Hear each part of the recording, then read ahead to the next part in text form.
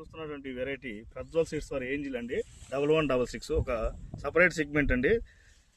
తర్వాత రెండో చూడండి కాయ సైజు కానీ కలర్ కానీ కాపు చిక్కదనం చూడండి. ముందు దీంట్లో మెయిన్ మనం చెప్పుకోదగ్గది ఏంటంటే కాపు ఈరోజు తారీఖు వచ్చరికి 1వ తారీఖు ఏప్రిల్ 2026 అండి.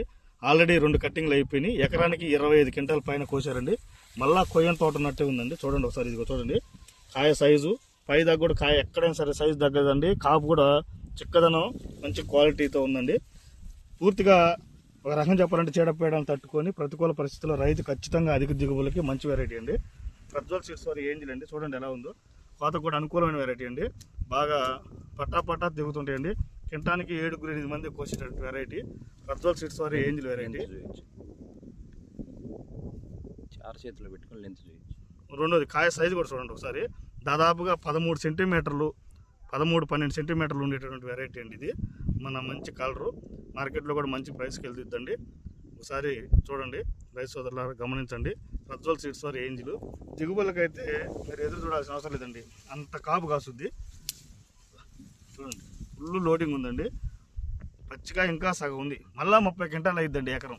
అంటే దాదాపు 50 నుంచి 60 మధ్యలో అయ్యేటటువంటి వెరైటీ ప్రజ్వల్ సీడ్స్ వారి ఏంజిల్ వెరైటీ. ఆల్రెడీ 25 నుంచి 30 క్వింటాల లోపు కోసాడు. 2 కట్టింగ్లు అయిపోయినాయండి. ఓకే, తోట చూడండి తోట ఎలా ఉందో.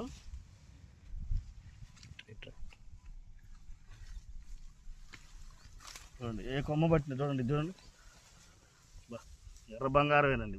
నిజంగా ఇలాంటి వెరైటీ వేయకపోతే రైతులు దిగుబడులు కోల్పోయినట్టేనండి. మంచి వెరైటీ అండి. కాయ కలర్ కూడా చూడండి ఎలా ఉందో. కాపు కూడా చిక్కదనం ఉంది. కాయ చూడండి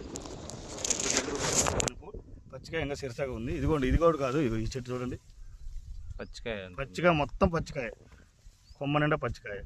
అది కూడా లేపాయా చూడండి పచ్చికాయ ఎంత ఉందో చూడండి. ప్రజ్వల్ సీడ్స్ వారి ఏంజిల్.